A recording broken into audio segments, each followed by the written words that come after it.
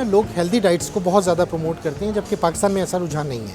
तो मैं इसी कॉन्सेप्ट को लेके पाकिस्तान आया। बेंटो बॉक्स पाकिस्तान के नाम से मैंने अपना एक वेंचर यहाँ पे स्टार्ट किया, जिसकी बहुत प्राइम प्रोडक्ट जो है तलबीना है।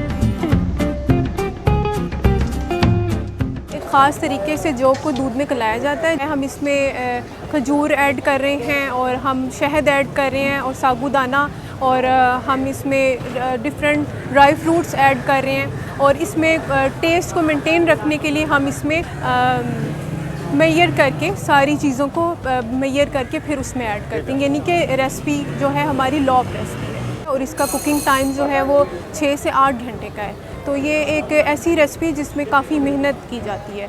इसमें कोई प्रिजर्वेटिव और कोई केमिकल ऐड नहीं करते, और इसको हम हर ऑर्डर पे तैयार करते हैं, इसलिए ये ताकि हम इसकी क्वालिटी और इसके टेस्ट को इंश्योर करें। और हमने हाइजीन को करने के लिए हम उसमें प्रॉपर अपने देश के जिस बर्तन में बनता है और सारी चीज़ों को दूध को इंश्योर करते हैं कि वो उसकी क्वालिटी कैसी है।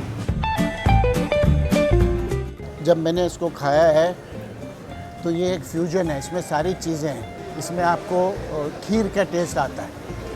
इसका बेसिक बेस जो है ना, इसका बेस खीर है। खीर के अंदर साबूदाना है।